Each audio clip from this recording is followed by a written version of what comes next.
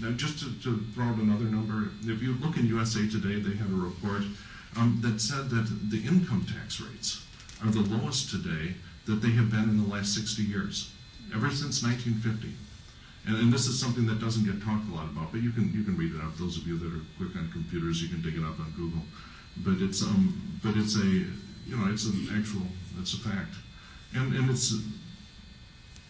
So that was the best we can do. Ultimately, we have to depend on private enterprise to bring things back, and we've done, I think, about the most that government can do in restarting the profitability of free enterprise, and it is starting to catch hold, and it's going to take a while.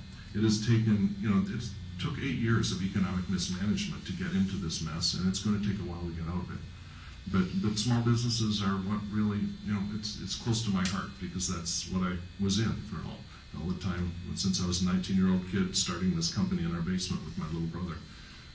It breaks my heart to see the damage that was done by basically the risky behavior of Wall Street that caused everything to collapse, and this horrible housing bubble that ruined the retirements of so many people. Anyway, I could talk here way too long about our economy, but this is a big thing I feel very strongly about. Yes.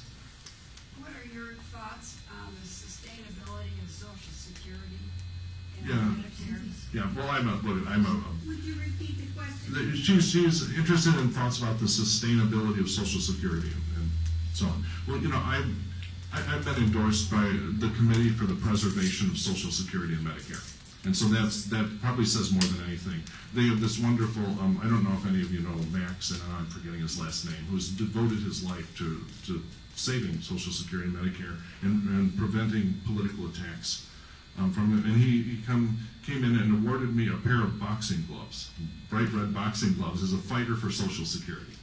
And then that's really, it's the history of my party. I'm a Democrat, and for 60 years, Democrats have been defending Social Security against, attacks from people that want to privatize it. You're seeing some of that in this election, and I'll just leave it at that, since we weren't supposed to talk about our opponents. But it's something I feel very strongly about. There are serious issues you have to be careful of. And a lot of people start saying, Medicare or Social Security is going bankrupt. But the exact situation, as it's projected right now, is that until the year roughly 2040, if we do nothing at all, we can pay 100% of the promised benefits. And then after that, after 2040, we have only about enough to pay roughly 70% of the promised benefits during the time that all the baby boomers, come in and retire, and then the situation gets better after that. And then they'll raise the age of retirement. Oh, I'm opposed to that. Yeah, but the point is that this even in 2040, which is 30 years from now, if we do nothing, you still can pay benefits that are 70%. So it's not like bankruptcy. A lot of people say, oh, it's bankruptcy, the way when a store goes out of business and you get nothing, or a factory shuts down, you get nothing. What it's talking about is 70%. If we do nothing, I don't believe we should do nothing. I think there are good things you can do on the revenue side, and if we do them early enough, I think that we can pay 100% of the promised benefits. Even with, how about the cost of living, the COLA part of it? Yeah, the COLA is very frustrating to me, because what happened, you're all familiar with the COLA situation this year, right? And I got really angry. I'm a freshman in Congress. I have limited power to fix things, and I got angry, but couldn't fix it. So we did things like as a couple of emergency payments. But the problem is that the COLA formula is based on what the average consumer sees for inflation. Okay, but that includes things like gasoline, right? And how much of your income do you spend on gasoline? At this point, it's very different. But if gasoline is a big part, but I'm sure that you spend a lot more on things like drugs, and the inflation in drugs was very big. The prescriptions and so on was very big, and so that what we really need is to have the COLA based on a senior inflation index.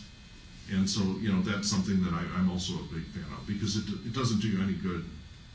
If the price of gas drops, it doesn't change your monthly.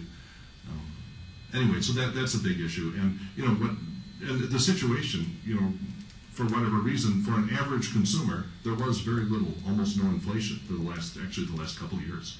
And that's the truth for the average consumer, but seniors aren't average consumers, and we just have to fix it. Yeah. Sure. Yeah. Yeah. Oh. Who determines whether the people on Social Security will receive any sort of increase for 2011? We received nothing in 2010. Right. That's the formula that I was talking about. All right. Right. And so what it is, it's the, I think it's the BEA, the Bureau of Economic Analysis, though you can't hold me to it. There's a group of people who collect statistics to find out how much, a basket of products used by the average consumer has gone up. So they look at eggs and Cheerios and gasoline and, everything, and computers, right? Computers, one of the things that, when I got angry at this, I said, okay, can you tell me about this formula? And so I had some people come in and give me a briefing on what's in the formula. And a big thing that's been going down in cost is computers, okay? But, frankly, how much do you spend of your budget on computers? And so if computers get cheaper, it's not a big benefit to you, but that's the formula. Okay. And for an average family, it's just a big deal when computers get cheaper because they got kids that they're buying computers for. And so, I can understand for simplicity, you only want to have one inflation measure in the economy, but for things like Social Security, we need a better formula that really measures senior inflation. So that question is still up in the air, whether we'll get an increase or not for 2011? That's right. We may do something by hand. And, I would certainly be supportive of doing something by hand, just because the formula is kind of broken. But it's much better if we have a better formula. Because then if we fix it once, it'll automatically fix itself. It just, people didn't realize that there was this growing difference between the inflation rate that seniors see versus the inflation rate of regular people.